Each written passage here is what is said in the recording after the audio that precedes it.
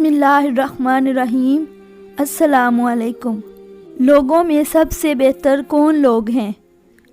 आइए हम देखते हैं अहादीस की रोशनी में। रसूलुल्लाह सल्लल्लाहु अलैहि वसल्लम ने फरमाया, तुम में से बेहतर वो हैं जिनके इखलाक तुम में सबसे बेहतर हैं। तुम में से बेहतर वो है जिसने कुरान सीखा और सिखाया। तुम में से बेहतर वो हैं जो तुम में अदायगी में सबसे बेहतर हैं।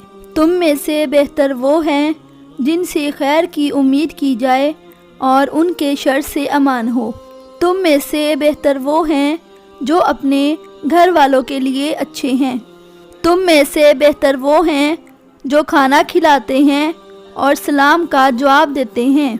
तुम में से बेहतर वो हैं जो नमाज में कंधे नरम रखें, यानी जो नमाज के दौरान सफ़ में दाखिल हो उसको जगह दें। तुम में से बेहतर वो है जिसकी उम्र लंबी हो और उसका अमल नेक हो। लोगों में सबसे बेहतर वो हैं जो लोगों को सबसे ज़्यादा फ़ायदा देने वाले हैं। अल्लाह के यहाँ सबसे बेहतर साथी वो है जो अपने साथी के लिए बेहतरीन है, और अल्लाह के यहाँ सबसे बेहतर हमसाया वो है जो अपने हमसाए के लिए बेहतरीन है। लोगों में सबसे बेहतर मखमूम दिल वाले और सच्ची ज़बान वाले हैं।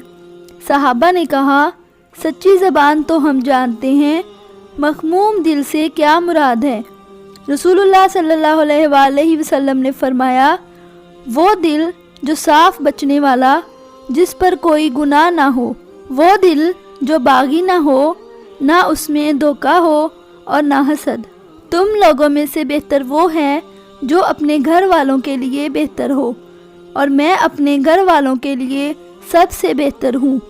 और जब तुम में से कोई मर जाए तो उसे खैर बात कह दो, यानी उसकी बुराइयों को याद ना करो। अल्लाह सुब्हानहू तआला से दुआ है कि अल्लाह ताला मुझे और आपको ऐसे लोगों में से बना दे। आमीन या रब्बुल आलमीन।